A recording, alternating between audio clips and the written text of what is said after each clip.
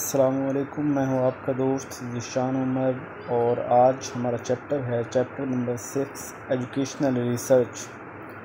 इसके near about 200 question हैं। आज हम सारे ही इसके कंप्लीट करेंगे। पहला क्वेश्चन है, any activity directed towards the development of an organised body of scientific knowledge is called. देखिए, जो भी साइंटिफिक नॉलेज होता है वो कम थ्रू रिसर्च के थ्रू आता है।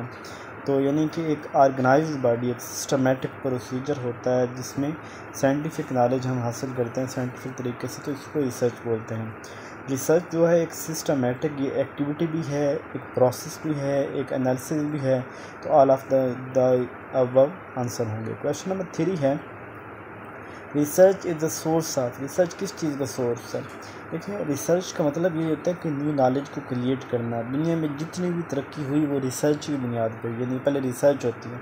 तो रिसर्च क्या है कि the source of invention. Research जो है ना वो इन्वेंशन का ज़रिया बनती है। रिसर्च में भी करा, रिसर्च को दो हिस्सों में तकसीम किया है। एक को कहते हैं रिसर्च बाय पर्पस और दूसरे कहते हैं रिसर्च बाय मेथड। वो जो रिसर्च बाय मेथड है उसकी 4 टाइप्स यहाँ पे बयान की गई हैं। एक तो रिसर्च बाय पर्पस में ये सवाल जो आएंगे मैंने फिर वो उसको रिपीट नहीं करना, तो आप अभी जहन में रख लें। जो रिसर्च बाय मेथड होते हैं उसमें आते हैं descriptive research, historical research, experimental research, correlation research, casual comparative research और इसी तरह जो है पोस्ट फैक्टो रिसर्च। ठीक है, ये सारी जो हैं ये वाली आती हैं रिसर्च बाय मेथड। इस तरह रिसर्च बाय पर्पस में आता है action research, applied research, basic research और उसके बाद R&D जिसे कहते हैं रिसर्च एंड डेवलपमेंट, और इसके अलावा होती है एवोल्यूशन रिसर्च। ठीक है, तो ये आपने जहाँ जहाँ ये आ रही हैं मैं इसको इन सवालों को छोड़ रहा हूँ। आगे हमारे पास इसमें आ जाते हैं जी 12 क्वेश्चन, वो भी इसमें आ गए। ठीक है, 13 क्वेश्चन से हम आगे चलते हैं क्योंकि मैंने वो पिछली बातें आपको बता दी हैं सारी। The research that conducted solely for the purpose of theory development. वो रिसर्च जो थ्योरी डेवलपमेंट के लिए होती है उसे कहते हैं बेसिक रिसर्च। ये ज़हन में रख लें। जब और ये वाली रिसर्च किसी लेबॉर्ट्री में हो रही होती है। मैं ये बातें जो आपको बता रहा हूँ ये जो सवालों में आएंगी तो मैंने उन सवालों को नहीं पढ़ना है क्योंकि सवाल ज़्यादा हैं और टाइम कम है। अच्छा, बात अपने ज़हन में बिठा लें कि बेसिक रिसर्च वो रिसर्च होती है जो एक लेबॉर्ट्री में होती है जिसके अंदर बहुत ज़्यादा कंट्रोल होता है और ये जानवरों एनिमल के ऊपर हो रही होती है और इसके ज़रिए जो है वो थ्योरी डेवलप हो रही होती है। यानी इसकी बुनियाद पे हम थ्योरी बिल्ड कर रहे होते हैं, इसका फील्ड के साथ ताल्लुक़ नहीं होता है। ठीक है, तो ये लेबॉर्ट्री वाला भी हो गया। ह्यूमन इसके अंदर रिसर्च यूज एनिमल्स के ऊपर, एनिमल के ऊपर रिसर्च होती है, ये भी बता लिया। कंट्रोल इसके वेरी हाई होता है, ये भी बता दी बात आपको। अच्छा, a lot of work is done by workers in basic research. यानी जो बहुत से रिसर्चर मिल के इसका एक बहुत बड़ा प्रोसीजर है। जब थ्योरी डेवलप होती है ना तो ये बहुत सा प्रोसीजर है, ये सारी चीज़ें पूरी करके थ्योरी डेवलप होती है, फिर इसको वेरीफाई किया जाता है। ये बहुत से वर्कर्स इन्वॉल्व होते हैं बेसिक रिसर्च के अंदर। ठीक है, अच्छा आगे अप्लाइड रिसर्च की बातें मैं बताता हूँ। अप्लाइड रिसर्च वो होती है कि जो हम फील्ड में अप्लाई कर रहे होते हैं। ठीक है, यानी कहीं इसकी एप्लीकेशन किसी न किसी जगह पे हम सोसाइटी में अप्लाई कर रहे होते हैं और ये जो रिसर्च होती है ये लोगों के ऊपर होती है और लोगों के ऊपर होता है तो इसलिए हम इसके ऊपर हमारा लेस कंट्रोल होता है कंपेयर टू बेसिक रिसर्च। ठीक है, थ्योरी अप्लाई हो रही होती है, इंसानों के ऊपर हो रही होती है, लेस कंट्रोल होता है। ठीक है, अच्छा मूवमेंट भी हो गया, लेवल ऑफ कंट्रोल कम होता है बेसिक की निस्बत। और रिसर्चर, अच्छा इसमें जो रिसर्चर होते हैं वो एजुकेशनिस्ट होते हैं।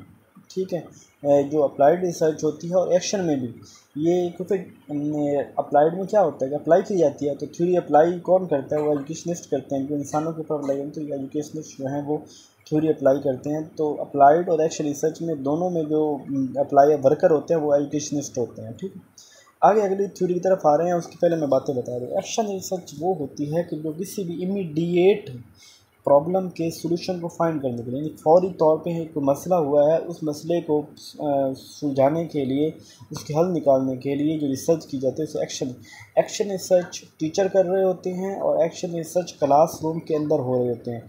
इसकी लेस प्रिसीजन होती है, यानी कि ज़्यादा प्रिसीजन नहीं होती क्योंकि इसके अंदर जो होता है टीचर्स जो है वो इतना कोई वेल ट्रेंड रिसर्चर नहीं होता और इतने उसके पास रिसोर्सेज नहीं होते और इतना ज़्यादा वो टाइम नहीं होता वो क्लासरूम के अंदर, और इसको इस रिसर्च को जनरलाइज नहीं किया सकता इसके रिज़ल्ट को कि एक क्लास में जो हमने प्रॉब्लम के सोल्यूशन के लिए जो रिज़ल्ट निकाले हैं किसी और जगह पे अप्लाई नहीं कर सकते। ठीक है, तो ये problem through application scientific method solve practical problem. ठीक है ना, प्रैक्टिकल की बात आ गई है तो वो जो जैसे क्लास में पढ़ा रहे हैं किसी बच्चे को समझ नहीं आ रही है, किसी बच्चे जो है ना आपकी क्लास में एथिकल उनकी वैल्यूज़ बहुत लो हैं, तो उन एथिकल वैल्यूज़ को जो है वो बेहतर करने के लिए आप जो रिसर्च करते हैं कि क्या वजह है, क्यों लो है, किसको बेहतर किया जा सकता है, तो ये एक्शन इसे इमीडिएट प्रॉब्लम को फाइंड करने के लिए होती है। लोकल प्रॉब्लम होता है इसके अंदर, लोकल सेटिंग में उसी क्लासरूम के अंदर लोकल लोग पीपल होंगे, लोकल सेटिंग होगी, लोकल प्रॉब्लम होगा।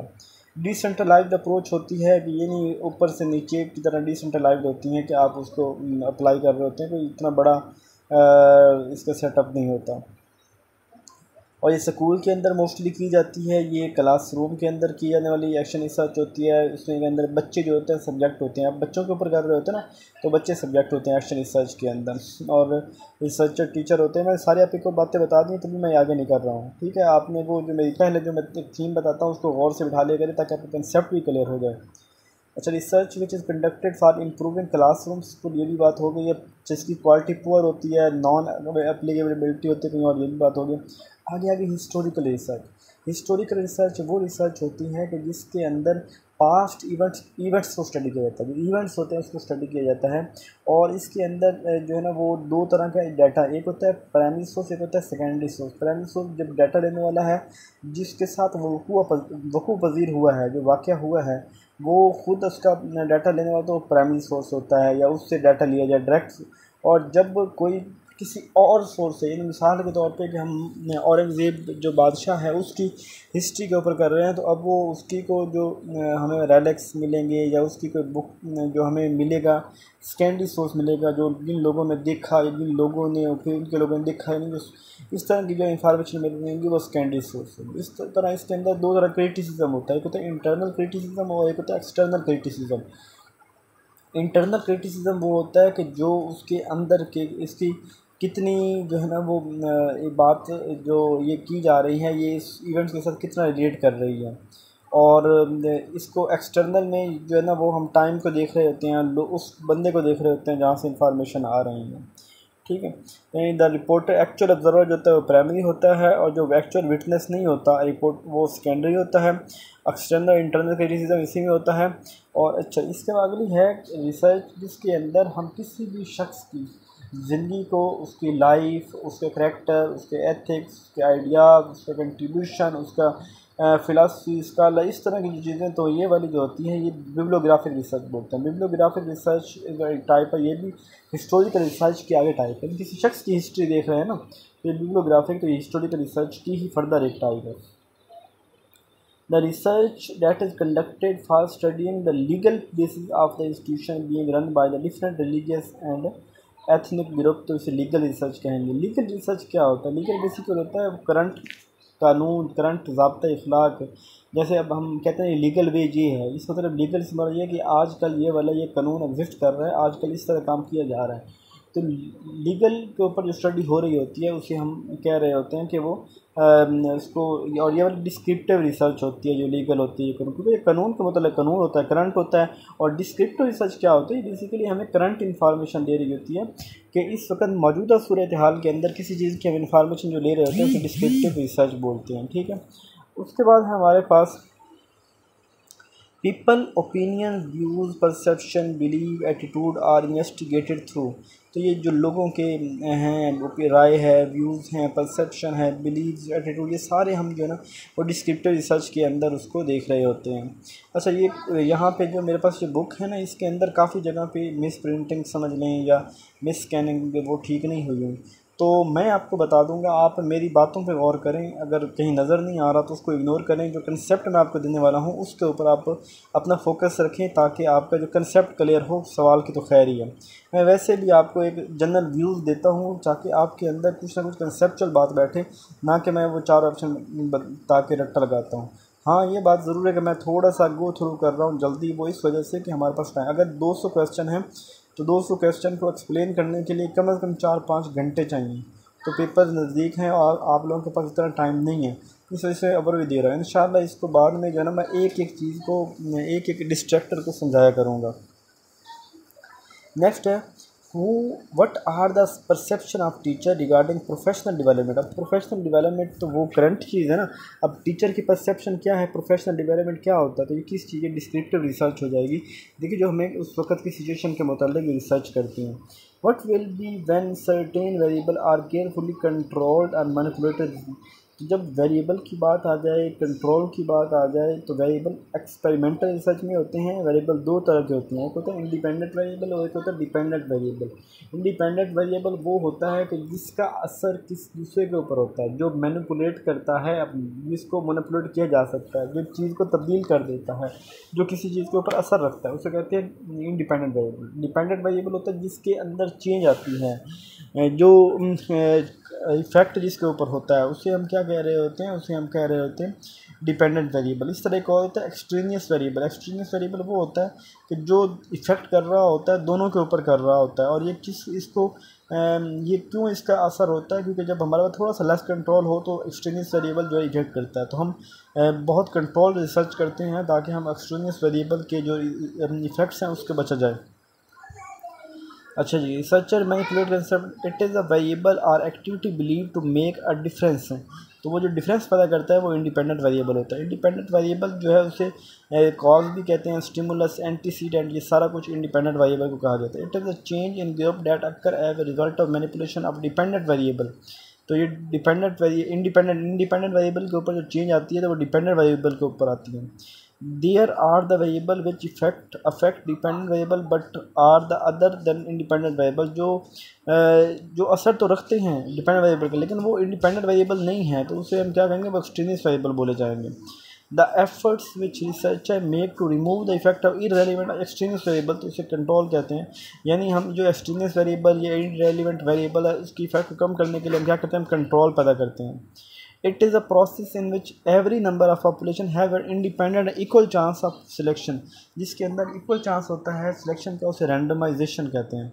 अच्छा, एक्सपेरिमेंटल रिसर्च के अंदर दो ग्रुप होते हैं, एक होता है कंट्रोल ग्रुप और एक होता है एक्सपेरिमेंटल ग्रुप। अच्छा, जब कहते हैं conduct of number of small experiment, जब हम स्मॉल एक्सपेरिमेंट करते हैं, छोटे छोटे एक्सपेरिमेंट करते हैं, रदर एक बड़ा एक्सपेरिमेंट करने के, तो उसे रेप्लिकेशन कहते हैं। छोटे छोटे एक्सपेरिमेंट करके हम उसको रेप्लिकेशन कर रहे होते हैं। Result obtained from the experiments are due to manipulation of the independent variable and not due to the extraneous variable। इसे एक्सपेरिमेंटल रिसर्च कहते हैं कि जिसके अंदर जब वेरिएबल की बात आ जाए ना, इंडिपेंडेंट डिपेंडेंट वेरिएबल की बात आ जाए, इफेक्ट की बात आ जाए, मैनिपुलेशन, तो वो वाली एक्सपेरिमेंटल रिसर्च होती है। Observe difference of research is actually due to the manipulation only and not something else called internal validity. जो observe difference of research is actually due to the manipulation only, जो manipulation के साथ जो result में जो तब्दीली हुई है उसको नॉट समथिंग एल्स, उसको इंटरनल। ये वैलिडिटी और रिलायबिलिटी के हवाले से मेरी प्ले लिस्ट जो है रिसर्च की, उसके अंदर लेक्चर पड़ा है, उसको लाजमी सुन लें, ये बहुत इंपॉर्टेंट है। इसकी चार आगे फर्दर टाइप्स भी है, तो ये जो है ना बहुत कन्फ्यूजन पैदा करते हैं, इसको आप ज़रूर देख लें, इन पूरे टॉपिक को आप देख लें। यानी चार टॉपिक मैंने आपको बताता हूँ, एक तो सैम्पलिंग, रैंडम सैम्पलिंग और प्रोबेबिलिटी नॉन प्रोबेबिलिटी, ये मेजरमेंट स्केल, वैलिडिटी की टाइप्स, और इसके अलावा रिलायबिलिटी, इस तरह research by purpose, research by method, और ये सारे जो है ना मेरी प्ले लिस्ट रिसर्च किया है उसके अंदर ये वाला डाटा पड़ा हुआ है। कोशिश करें कि आप प्ले लिस्ट को ओपन करके ये वाले सवाल कर लें, क्योंकि ये वाले इंपॉर्टेंट टॉपिक है, ये ज़रूर इसको टच किया जाएगा। 60 है finding in one study can be applied generalisable to other population other setting and. जब एक स्टडी को किसी दूसरी स्टडी के ऊपर अप्लाई किया जा सके तो उसे एक्सटर्नल वैलिडिटी कहते हैं, ठीक है। और जब उसी के ऊपर ना अप्लाई किया जा सके और उसी इंटरनल उसकी वैलिडिटी देखने के लिए हो तो उससे कहते हैं इंटरनल वैलिडिटी। 61 है collecting data in order to determine whether and to what degree a relationship exist. जब दो चीज़ों के दरमियान रिलेशनशिप की बात होती है तो कोई रिलेशन है, याद रखना, इतनी बात ही काफ़ी रहेगी कि जो हम जो रिलेशनशिप दो चीज़ों के दरमियान फाइंड करते हैं उसे कोरिलेशन रिसर्च कहते हैं। इसकी वैल्यू -1 से +1 के दरमियान होती है, और जितना वो +1 के नज़दीक होगा तो पॉजिटिव कोरिलेशन होगा, जितना वो -1 की साथ उसका करीब होगा उसे नेगेटिव कोरिलेशन कहेंगे। और ये वाली भी मेरे लेक्चर जो है वो डिटेल में आप देख सकते हैं मेरी प्लेलिस्ट के अंदर। 62 है study of relationship between intelligence and self esteem. तो इंटेलिजेंस और सेल्फ एस्टीम रिलेशन की बात हो रही है, तो रिलेशन के लिए क्या कहेंगे, कोरिलेशन कहेंगे। A research in which a researcher attempt to determine the cause और reason for existing difference in the, अब काज एंड इफेक्ट की बात हो रही है, इसको मतलब कंपेयर कर रहा है ना, काज और रीज़न, क्या रीज़न बनी, तो इसके कहेंगे हम डिफरेंस, काजुअल कंपैरेटिव रिसर्च कहेंगे। 60 the effect of having a working mother on school absenteeism. ये देखें, एक जो वर्किंग मदर है उसका ऑन स्कूल एब्सेंटिसिज्म, तो एक वर्किंग मदर उसके बच्चे का स्कूल ना आने वाला, तो ये क्या चीज़ होगी कि क्या वजह बनती है कि वो एक वर्किंग मदर का बच्चा जो है स्कूल नहीं, तो काजुअल कंपैरेटिव हो जाएगा। स्टडी ऑफ रिलेशनशिप, तो रिलेशनशिप की बात जब आएगी तो कोरिलेशन हो जाएगा। द इफेक्ट्स की बात आ जाए तो काजुअल कंपैरेटिव, इफेक्ट्स, काज, रीज़न, इस तरह की जब बात आए तो हम काजुअल कंपैरेटिव की तरफ चले जाएंगे, ठीक है। फिर रिलेशनशिप की बात आ रही है तो वो कोरिलेशन हो जाएगा। A detail body of an individual, classroom, school और such type of unit is called case study. जब किसी भी चीज़ की हम deep in depth detail study कर रहे होते हैं तो उसे केस स्टडी बोलते हैं। Case study is the type of dash research. Case study जो है वो क्वालिटेटिव रिसर्च की एक टाइप है। वैसे बेसिकली केस स्टडी क्वांटिटेटिव भी नहीं, केस स्टडी से क्वालिटेटिव होगी, सॉरी। जो हमारे पास सर्वे होता है ना वो क्वांटिटेटिव भी होता है, क्वालिटेटिव भी होता है, लेकिन जो केस स्टडी है ये क्वालिटेटिव रिसर्च होगी। An individual learning progress over the school year, जो इंडिविजुअल की प्रोग्रेस है स्कूल लेवल पे ईयर पूरे साल में हमने देखनी है तो वो केस स्टडी करना पड़ेगी, वो पूरे लंबी चलने वाली है। जो स्टडी 6 मंथ या उससे ज़्यादा होती है तो उसको, उस स्टडी को हम कह रहे होते हैं कि वो केस स्टडी बोलते हैं। एथनोग्राफिक स्टडी वो होता है जिसमें हम लोगों के ऊपर, कल्चर के ऊपर, ट्राइब के ऊपर और इस तरह की रिसर्च कर रहे होते हैं, उसको ये क्वालिटेटिव होती है और इसमें पीपल, नेशन, ट्राइब ये सारे शामिल होते हैं। ग्राफिक का मतलब होता है writing. A study or research about people in their natural setting में जो होती है इससे एथनोग्राफी। नेचुरल सेटिंग से मरा दिया कि उसके अंदर जो है ना वो हमारा कोई उसमें रोल नहीं, एथनोग्राफी नेचुरल सेटिंग जो थी, जिस एग्जिस्टिंग सेटिंग उसके अंदर वो रिसर्च हो रही है। 75 है student question or interaction in the class. Students का जो क्वेश्चन और उनका इंटरेक्शन जो होता है वो एथनोग्राफिक होता है, नहीं आपस में फेलोज के साथ होता है ना, तो एथनोग्राफिक होगा। Exploring supervisor and supervisor interaction, supervisory का आपस में इंटरेक्शन जो होगा वो कौन सी रिसर्च होगी, तो ये भी एथनोग्राफिक रिसर्च होगी, ठीक है। वो देखिए किसी इंसानों के ऊपर, ट्राइब के ऊपर, कबीले के ऊपर कोई जो स्टडी हो रही होती है तो वो एथनोग्राफिक होती है। स्टूडेंट सेकंड लैंग्वेज, अब स्टूडेंट जो सेकंड लैंग्वेज सीखता है तो वो भी एथनोग्राफिक होगा। भला क्यों, क्योंकि किसी कबीले में जाएगा ना, वहाँ कबीलों के लोगों को देखेगा तो वो वहाँ से भी लैंग्वेज सीखेगा, तो ये भी एथनोग्राफिक हो जाएगा। 78 इज अ मेथड और technique of qualitative research that enable researchers study human behaviour in direct way through an analysis and their communication such as textbook, essay, official order or other such documents। तो ये जब हम बात कर रहे हैं document को वेरीफाई कर रहा है, बुक, इससे तो सारी कंटेंट की बात है तो कंटेंट एनालिसिस होगा। The first step in the research, पहली चीज़ क्या होती है कि हमने सिलेक्शन और टॉपिक कौन सा है, फिर हम उसके लिटरेचर रिव्यू कर लेंगे, फिर उसके बाद हम हाइपोथेसिस जनरेट करेंगे। सॉरी ये वैसे नहीं, यहाँ पे गलत बात कर रहा है। देखिए मेरा ख्याल है जो सबसे पहले होगा ना वो जो होगा, ठीक है, सिलेक्शन ऑफ टॉपिक हो गया रिसर्च की तरह, जो हमें रिसर्च करनी है, और फिर रिसर्च जब वो कर लेंगे तो उसके बाद हम क्या करेंगे, फिर हम हाइपोथेसिस, लेकिन यहाँ पे चूँकि है नहीं, सॉरी यहाँ पे हमारे पास है नहीं है वो हाइपोथेसिस, लिटरेचर रिव्यू कर लिया, फिर डेट हैव अकर्ड और वेल अकर्ड। तो फिर हाइपोथेसिस का मतलब ये होता है कि वो चीज़ अकर कर रही है कि नहीं अकर कर रही, तो उसे हाइपोथेसिस बोलते हैं। यानी हाइपोथेसिस क्या होता है, एक मफरूज़ा होता है। आप रिसर्च स्टडी करने से पहले बात करते हैं, मिसाल के तौर पे मैं कहता हूँ कि ये जो है ना वो ये कैंसर की वजह क्या है, तो कैंसर की वजह मैं कहता हूँ हो सकता है कि इसमें जो है ना वो जो प्लास्टिक जो है इसके बढ़ने की वजह कैंसर है। अब मैं कहता हूँ प्लास्टिक का बेजा इस्तेमाल की वजह से कैंसर, ये मैंने हाइपोथेसिस दे दिया। इस ये जो मफरूज़ है मैंने पहले कैम किया था रिसर्च पहले, उसे हाइपोथेसिस कहते हैं। 82 it is tentative supposition or provisional guess which seem to explain. ये गैस जो होता है, ये जो हाइपोथेसिस एक गैस होता है, एक सपोजिशन होती है, एक ऑब्जर्वेशन किसी बंदे की होती है, एक बंदा सिचुएशन को देख के जो बात कर रहा है वो हाइपोथेसिस होती है। हाइपोथेसिस जो ऑब्जर्वेशन के ऊपर बेस कर रही है तो उसे इंडक्टिव हाइपोथेसिस कहते हैं। यानी जिसके जो हम अपनी ऑब्जर्वेशन से बता रहे हैं कि यार ये ऐसे ऐसे होता है, ये इस वजह से हुआ है वो। लेकिन जो हाइपोथेसिस हम डिराइव करेंगे किसी में भी थ्योरी से डिराइव करेंगे उस डिडक्टिव कहेंगे। जो हाइपोथेसिस बनी बनाई हाइपोथेसिस हम ले रहे हैं, किसी थ्योरी से हमने डिडक्ट की है, बनी बनाई हाइपोथेसिस होगी वो डिडक्टिव होगी। और वो हाइपोथेसिस हम खुद जनरेट कर रहे होंगे, खुद अपना महफूज ऑब्जर्वेशन से बता रहे होंगे, इसे हम डिडक्टिव हाइपोथेसिस कहेंगे। अच्छा, it is a hypothesis which state an expected relationship or difference between two variable. दो वेरिएबल के दरमियान जो, तो ये रिसर्च हाइपोथेसिस होते हैं जो दो वेरिएबल के दरमियान बताते हैं ना। दो वेरिएबल हो गए यहाँ पे, जैसे मैंने कहा कैंसर और फिर प्लास्टिक, तो दो वेरिएबल हो गए और प्लास्टिक का असर होता है कैंसर के ऊपर, यानी इस तरह की जो होती है hypothesis which simply indicated a relationship of difference exist. तो वो जो डिफरेंस और जो उसके दौरान डिफरेंस एग्जिस्ट करता है हाइपोथेसिस विच सिंपली इंडिकेटेड रिलेशनशिप और डिफरेंस एग्जिस्ट, के जो के रिलेशनशिप जो है वो एग्जिस्ट कर रहा है, तो उसे नॉन डायरेक्टिव हाइपोथेसिस कहेंगे। और difference between the elementary student taught through computer and do taught. तो ये भी देखिए, जब वो चीज़ जिसके अंदर किसी बंदे का रोल हो, किसी शख्स का रोल हो, तो वो डायरेक्टिव हो जाएगा। जब किसी का रोल ना हो, खुद से चीज़ हो रही हो, तो वो इंडक्टिव हो जाएगा। जैसे वो यहाँ पे कह रहा है कि नॉन डायरेक्टिव हो जाएगा, कि यहाँ पे एक बच्चा जो है ना वो जिसको पढ़ाया नहीं है कंप्यूटर, फिर भी उसने अच्छे नंबर ले, तो वो नॉन डायरेक्टिव हाइपोथेसिस थी। Hypothesis that indicate the nature of relationship और डिफरेंस इज कॉल्ड, तो उसे डायरेक्शनल हाइपोथेसिस कहेंगे। तो जो जिसमें क्या कह रहा है, indicate the nature of relationship, उसमें रिलेशनशिप बताया गया हो वो डायरेक्शनल होती है, जिसमें रिलेशनशिप ना बताया गया उसे नॉन डायरेक्शनल कहते हैं।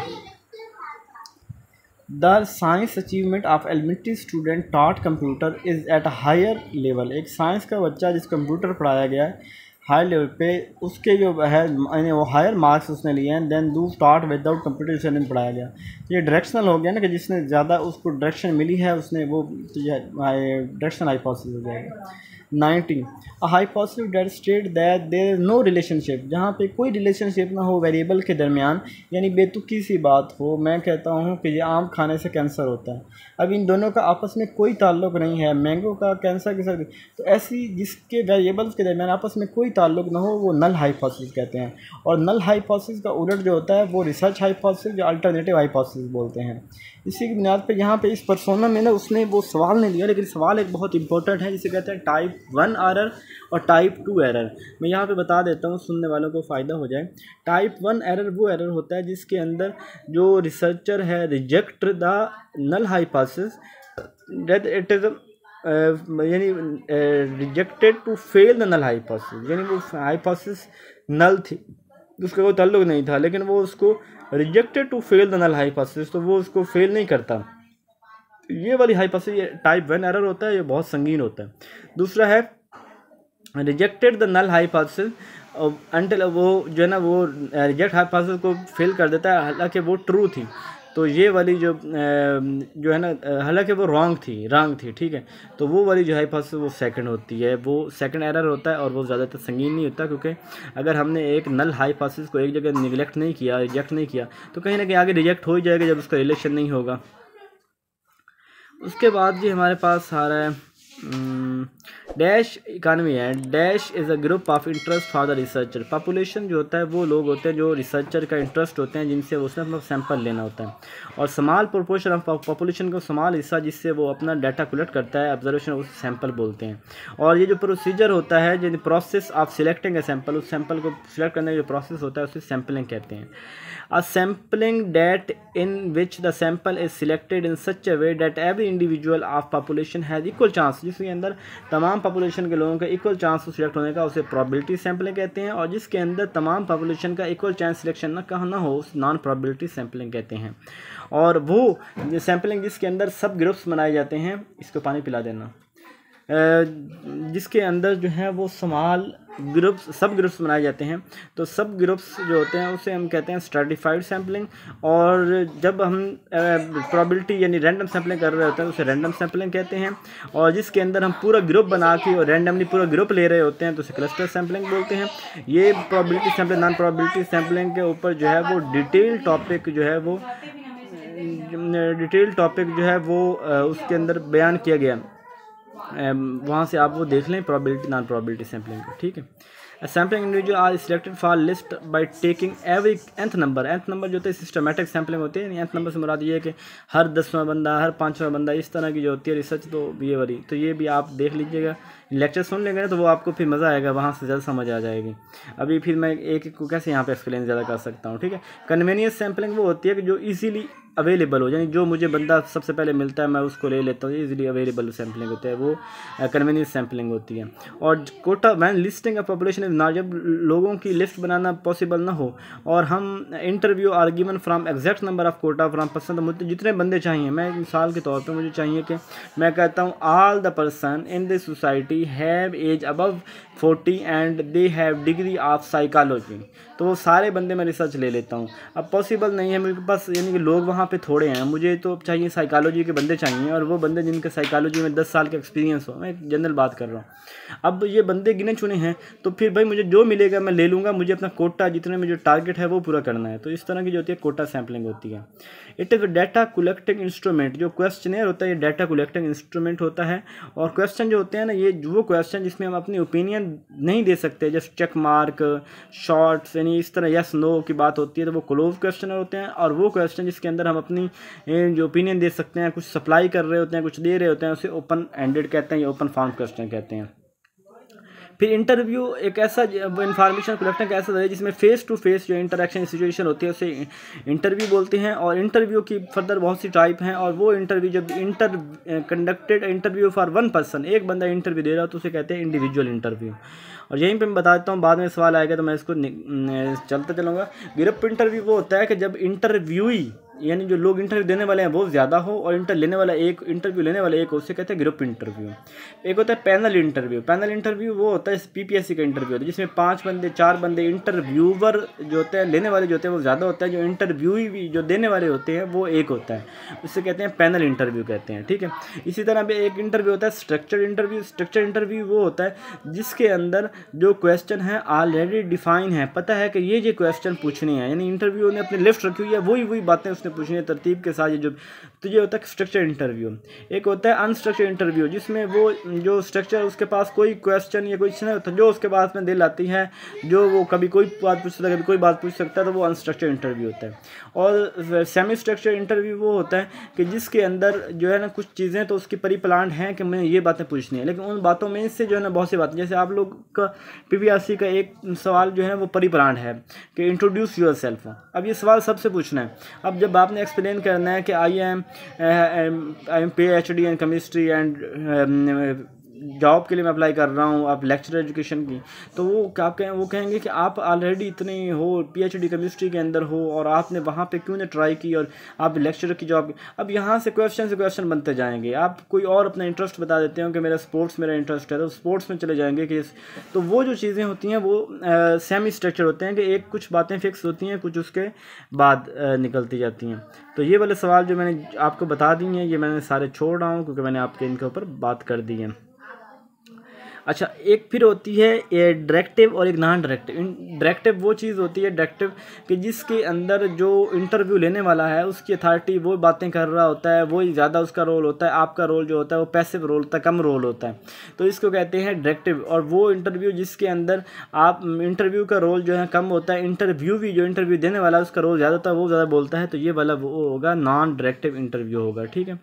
इसके अलावा एक ऐसा इंटरव्यू होता है जिसके अंदर जो है ना वो एक पॉइंट पे फोकस करते हैं, यानी एक है। अब हमारा एजेंडा एजुकेशन का है तो वो एजुकेशन से बाहर नहीं जाएंगे, उसी एजुकेशन के ऊपर ही फोकस किए होंगे, तो ऐसे इंटरव्यू को कहते हैं फोकस्ड इंटरव्यू, ठीक है। नेचुरल वे ऑफ चिल्ड्रन, जो बच्चों को नेचुरल वे से असेस करना उसे ऑब्जर्वेशन कहते हैं। Chance of personal prejudice and बाइस ऑफ ऑब्जर्वर इज कॉल्ड, जो होता है सब्जेक्टिव। प्रेजुडाइस मतलब ये है कि जब आप अपनी राय दे रहे हो, आप अपनी चीज़ें शामिल करते हो, उसे कहते हैं सब्जेक्टिविटी।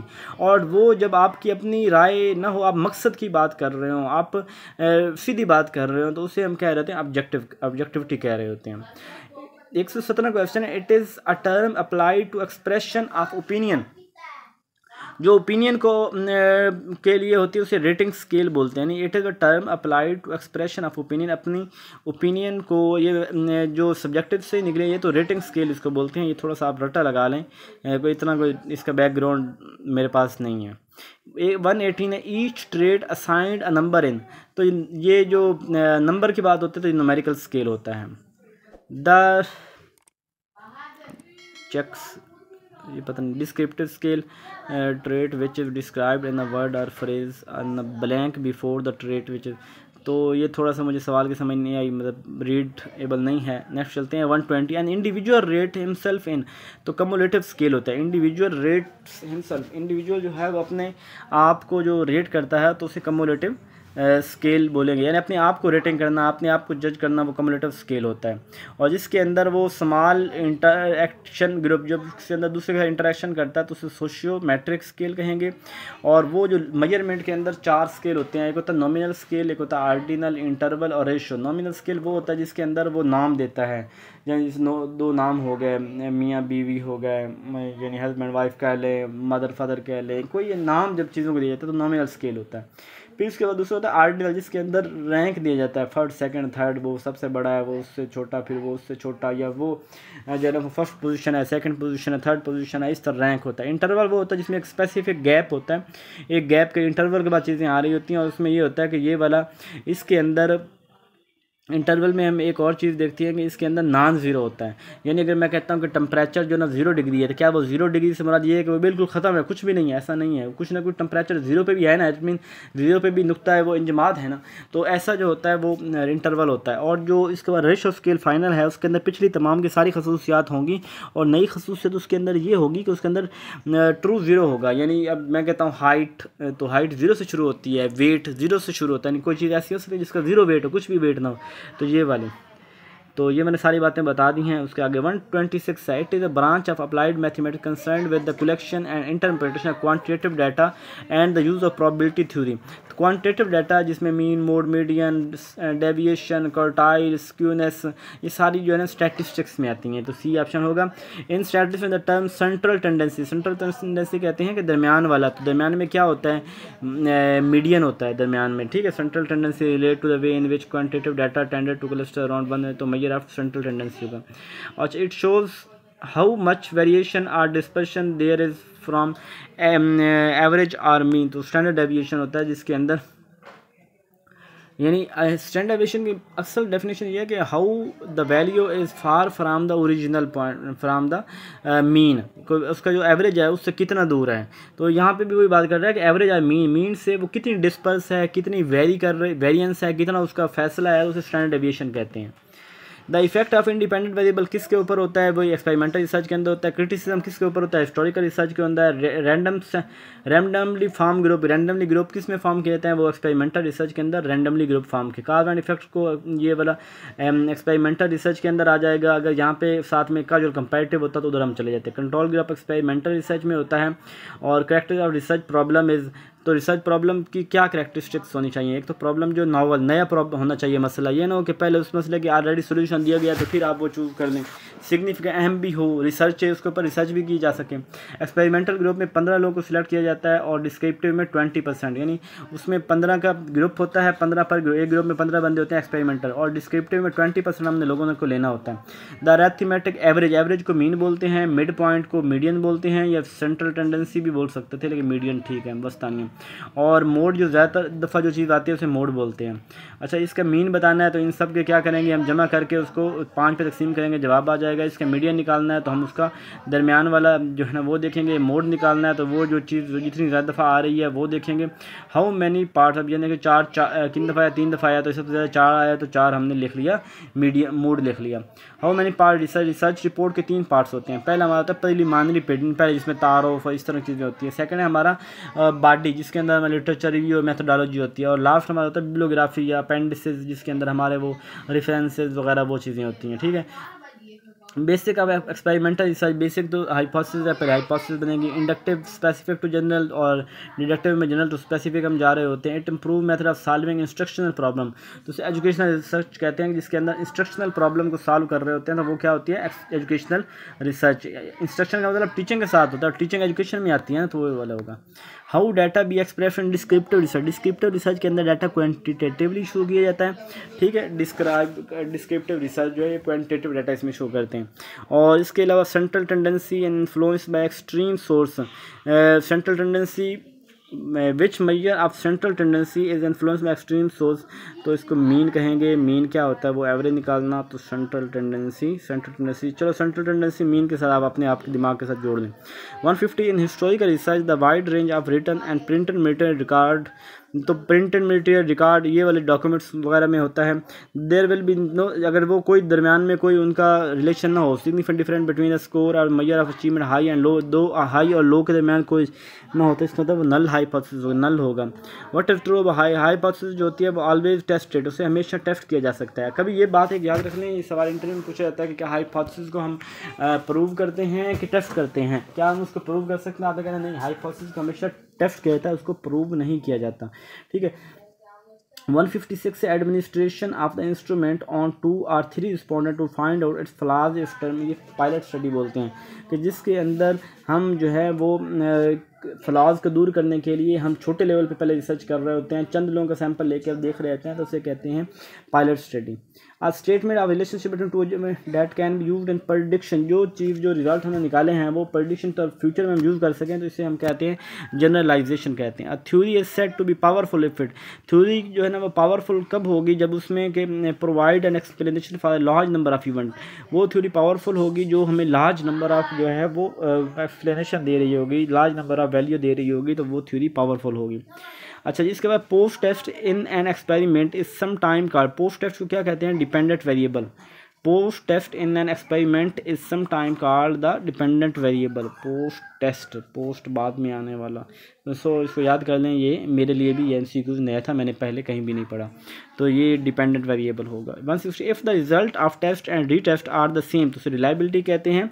और the degree to which a test measure what is suppose to measure, तो वैलिडिटी कहते हैं, जिसमें वो मेजर जो हम मेजर करना चाहिए। Degree to which a test consistently measure, तो उसे रिलायबिलिटी बोलते हैं।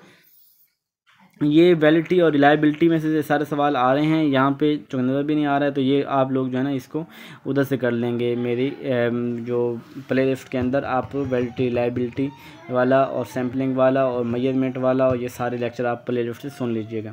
नेक्स्ट है a description of the study written by a person who conducted refer, primary source कहते हैं जो खुद सर्च कर रहा होता है।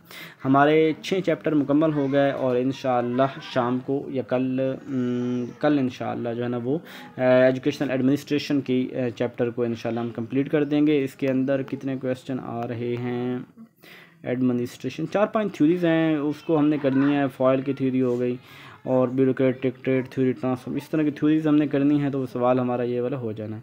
तो ये टोटल 129 हैं, ये इंशाल्लाह कल हो जाएंगे। और चैनल को लाइक करें, सब्सक्राइब करें, कोई मसला हो तो डिस्कस कर लें। अपना ख्याल रखिएगा, दुआ में याद रखिएगा। जज़ाकल्लाहु खैरा।